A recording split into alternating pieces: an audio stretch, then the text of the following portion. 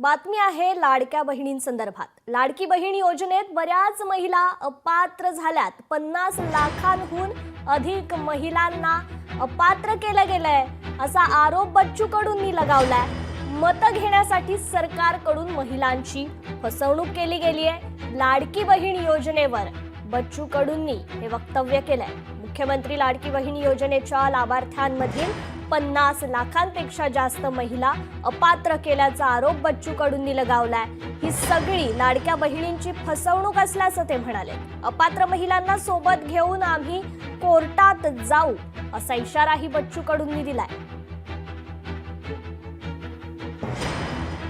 निवडणूक आयोगाचे जे काही अधिनियम आहे, कायदे आहे, त्याची सरळ तोडफोड केलेली आहे आणि त्याच्यामुळे ज्या अपात्र आहे त्यांच्याकडून आम्ही कोर्टात याचिका दाखल करू। एकदा त्यांचे सगळे अपात्रची सरकारची कारवाई झाली, कारण तुम्ही अपात्र लोकांना लाभ दिला कसा आणि जर दिला असेल तर त्या संबंधितावर कारवाई झाली पाहिजे।